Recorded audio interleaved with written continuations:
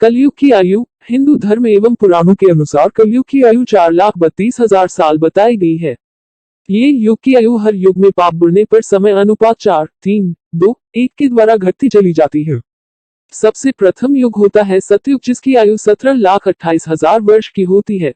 उसके बाद आता है त्रेता युग, जिसकी आयु हो जाती है 12,96,000 वर्ष। उसके बाद आती है द्वापर युग, जिसकी आयु होती है 8,64,000 वर्ष। और अब चल रहा है कलयुग, जिसकी आयु 4,32,000 साल की है। और अभी कलयुग का प्रथम चरण ही चल रहा, जो 2016 तक 5,000 वर्ष तक बीत चुकी है। अभी कलयुग का अंत आने में बहुत समय बाकी है। कलयुग का अंत एवं अंतिम चरण कैसा होगा, इसका उल्लेख पुराणों में मिलता है, तो चलिए जानते हैं। पुराणों के अनुसार कलयुग का अंतिम चरण। हिंदू धर्म शास्त्र एवं श्रीमद् भागवत एवं भविष्य पुराणों के अनुसार जब कलयुग अपने चरम सीमा पर होगा, तब कलयुग में पाप कर्म करने वाले मनुष्यों की संख्या अधिक से अधिक बढ़ जाएगी। तब इस संसार में अधर्म का साम्राज्य तेजी से बढ़ जाएगा। हर जगह चोरी, डकैती, लूटपाट, हत्या, अधर्म जैसा कार्य होंगे। समाज हिंसक हो जाएगा। लोग एक दूसरे की संकट में सहायता नहीं करेंगे और इंसान इंसान की हत्या करने जरा भी नहीं हिचकिचाएंगे।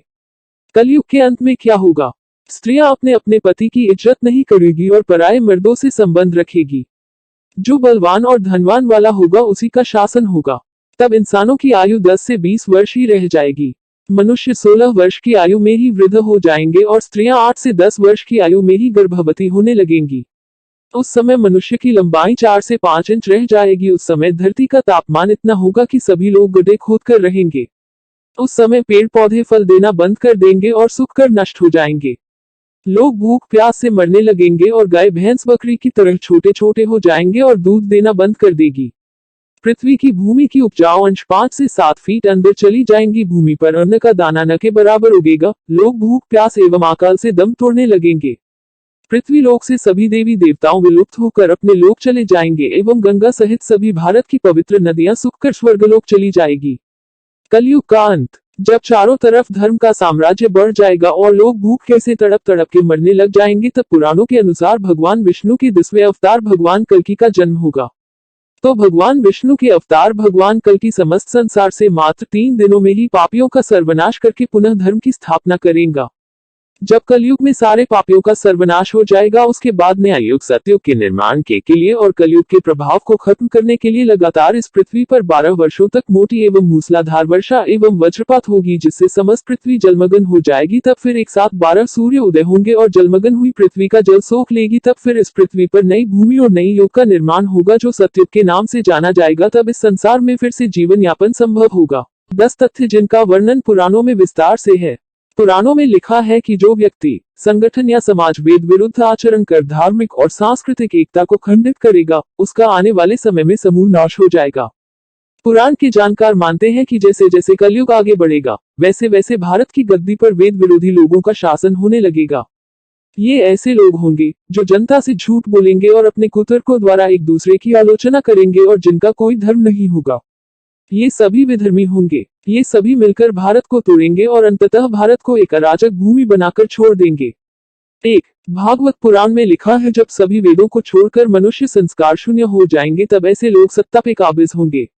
ये सबके सब परले सिरे के झूठे, अधार्मिक और स्वल्प दान करने वाले होंगे। दूसरे की स्त्री और धन हत्या लेने में ये सदा उत्सुक रहेंगे।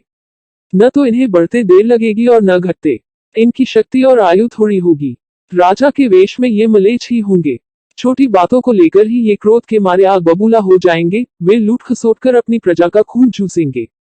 जब ऐसा शासन होगा तो देश की प्रजा में भी वैसा ही स्वभाव, आचरण, भाषण की वृद्धि हो जाएगी। राजा लोग तो उनका शोषण करेंगे ही, आपस में वे भी एक दूसरे को उत्पीड़ित करेंगे और अंततः सबके सब नष्ट हो जाएंगे।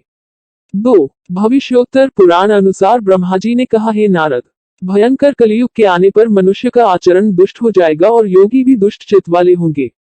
संसार में परस्पर विरोध फैल जाएगा और विशेषकर राजाओं में चरित्रहीनता आ जाएगी। देश देश और गांव गांव में कष्ट बढ़ जाएंगे। संत जन डहकी होंगे। अपने धर्म को छोड़कर लोग दूसरे धर्म का आश्रय लेंगे। देवताओं का देवत्व भी नष्ट हो जाएगा और उनका आशीर्वाद भी नहीं रहेगा। मनुष्यों की बुद्धि धर्म से विपरीत चलती जाएगी। 3. महर्षि व्यास जी के अनुसार कलयुग में मनुष्यों में वर्ण और आश्रम संबंधी प्रवृत्ति नहीं होगी। वेदों का पालन कोई नहीं करेगा।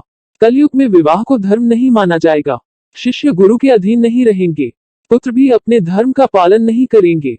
कोई किसी भी कुल में पैदा क्यों न हुआ हो, जो बलवान होगा वही कलयुग में सबका स्वामी होगा। सभी वर्णों के लोग कन्या बेचकर निर्वाह करेंगे।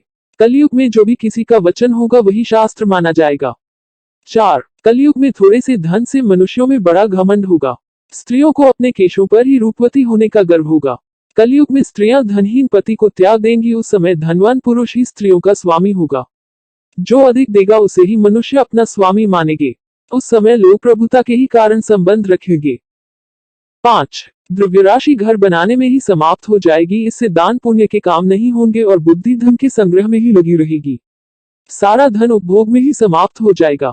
कलयुग की स्त्रियां अपनी इच्छा के अनुसार आचरण करेगी। हाव भाव विलास में ही उनका मन लगा रहेगा। अन्याय से धन पैदा करने वाले पुरुषों में उनकी आसक्ति होगी। कलयुग में सब लोग सदा सबके लिए समानता का दावा करेंगे। 6. कलयुग की प्रजा बाढ़ और सूखे के भय से व्याकुल रहेगी। सबके नेत्र आकाश की ओर लगे रहेंगे। वर्षा न होने से मनुष्य तपस्वी लोगों की तरह फल मूल व पत्ते खाकर और कितने ही आत्मघात कर लेंगे। कलयुग में सदा अकाल ही पड़ता रहेगा। सब लोग हमेशा किसी न किसी क्लेशों से घिरे रहेंगे।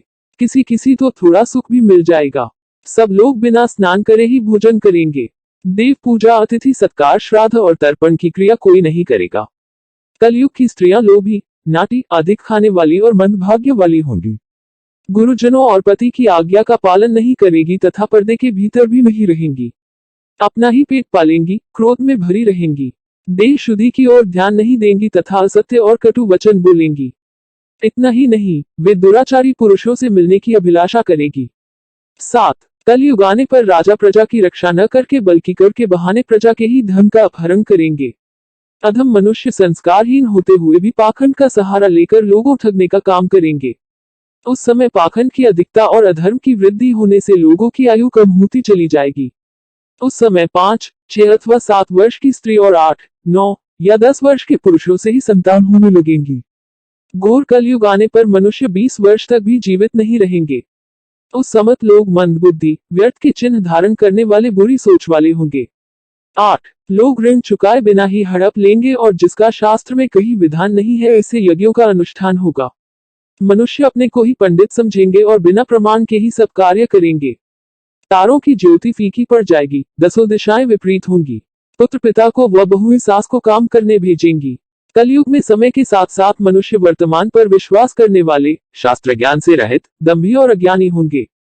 जब जगत के लोग सर्वभक्षी हो जाएं, स्वयं ही आत्मरक्षा के लिए विवश हो तथा राजा उनकी रक्षा करने में असमर्थ हो जाएंगे, तब मनुष्यों में क्रोध लोभ की अधिकता हो जाएगी। 9. श्रीमद्भागवत के 12वें स्कंद में कलयुग के धर्म के अंतर्गत श्री शुकदेव जी परीक्षित जी से कहते हैं, ज्यों ज्यों घोर कलयुग आता जाएगा त्यों त्यों उत्तरोत्तर धर्म, सत्य, पवित्रता, क्षमा, दया, आयु, बल और स्मरण शक्ति का लोप होता जाएगा। 10. कलयुग के अंत के समय बड़े बड़े भयंकर युद्ध होंगे। भारी वर्षा, प्रचंड आंधी और जोरों की गर्मी पड़ेगी। लोग खेती काट लेंगे, कपड़े चुरा लेंगे, पानी पीने का सामान और पेटियां भी चुरा ले जाएंगे। चोर अपने ही जैसे चोरों की संपत्ति चुराने लगेंगे। हत्यारों की भी हत्या होने लगेगी। लोगों की आयु भी कम होती जाएगी। हेलो जी, कैसी लगी आपको हमारी कलयुग से जुड़ी ये वीडियो? ऐसी ही वीडियो हम आपके लिए लाते रहेंगे, तो आप वीडियो को लाइक, शेयर और कमेंट, साथ में हमारे चैनल पर नए हो तो सब्सक्राइब जरूर करें और बेल आइकॉन को प्रेस जरूर करें, ताकि आपको नोटिफिकेशन मिल सके और आप हमारी वीडियो का लुत्फ उठा सके। Thanks for watching.